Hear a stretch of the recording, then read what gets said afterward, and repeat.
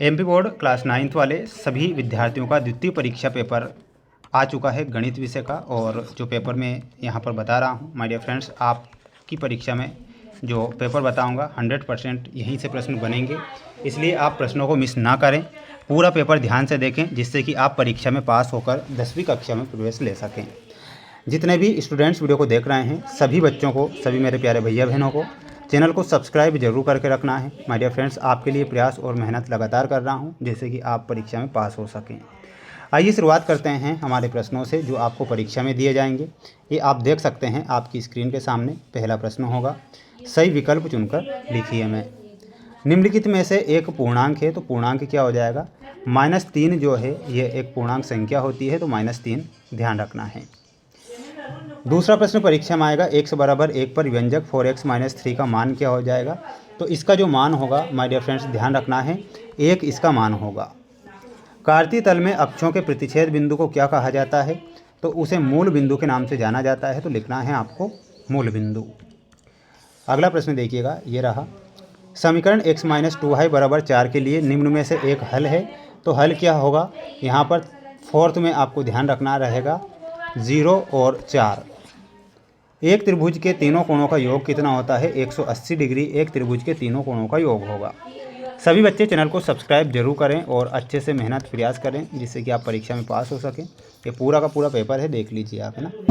3 प्रतिच्छेदी रेखाओं द्वारा बनाई गई एक बंद आकृति कहलाती है, तो उसे हम त्रिभुज के नाम से जानते हैं, तो यहाँ पर लिखना है आपको त्रिभुज। अगला क्वेश्चन देखिएगा। अगला क्वेश्चन है आपका, एक आयत का प्रत्येक कोण अंश का होता है, तो एक आयत का प्रत्येक कोण होता है 90 डिग्री का।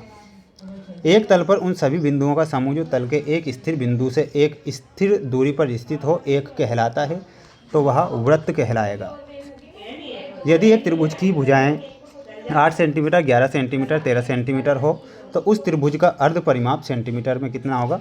16 सेंटीमीटर। त्रिज्या r वाले गोले का आयतन क्या होगा? तो गोले का आयतन होगा 4/3 πr²।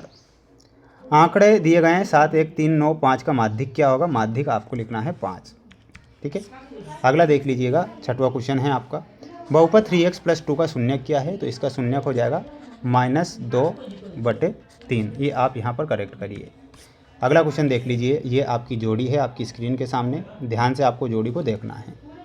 यहाँ पर 36/100 में आपको मिलाना रहेगा 0.36 से, और बहुपद x⁴ + 2x + 10 की घात क्या हो जाएगी?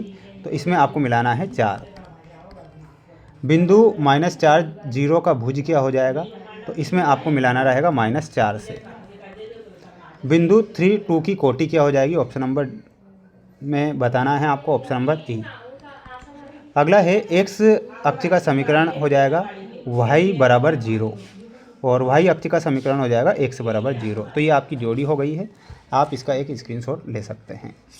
अगला क्वेश्चन देखिएगा। अगला क्वेश्चन आपकी स्क्रीन के सामने है, -3 की पावर 3 + 2 की पावर 3 + 1 की पावर 3 का मान कितना हो जाएगा? तो इसका जो मान होगा वह कितना होगा? तो ध्यान रखना है 0 लिखना है आपको।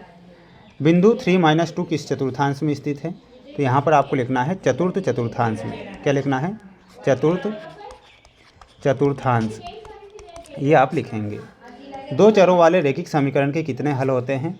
तो यहाँ पर आपको लिखना है अपरिमित रूप से अनेक। क्या लिखना है? अपरिमित रूप से अनेक। 30 डिग्री कोण के पूरक कोण का मान लिखिए, तो इसका मान हो जाएगा 60 डिग्री। वहीं आंकड़े दिए गए हैं 3, 5, 4, 4 में आपको बहुलक बताना है, तो बहुलक होगा 4। स्क्रीनशॉट ले लो जल्दी से। और ये अगला प्रश्न रहेगा, प्रथम 5 प्राकृत संख्याओं के माध्य का मान लिखना है, तो माध्य का मान हो जाएगा 3, तो 3 करेक्ट करना है। अगला क्वेश्चन है सत्य असत्य में, ध्यान से देखिएगा पूरा का पूरा ये पेपर। अभिग्रहित और अभिधारणाएं ऐसी कल्पनाएं हैं जो स्पष्टतः सर्वव्यापी सत्य होती है, इन्हें सिद्ध नहीं किया जाता है, तो ये आपको क्या लिखना है? सत्य लिखना है। यदि दो रेखाएं परस्पर प्रतिच्छेद करती है तो शीर्षाभिमुख कोण बराबर होते हैं, ये सत्य लिखना है। किसी त्रिभुज के बराबर कोणों की सम्मुख भुजाएं समान होती है, तो ये गलत होगा। किसी समबाहु त्रिभुज का प्रत्येक कोण 50 डिग्री का होगा, गलत है। पतंग एक समांतर चतुर्भुज है, सत्य है। 3 असंख्य रेखीय बिंदु से जाने वाला एक और केवल एक वृत्त होता है, ये सत्य लिखना है।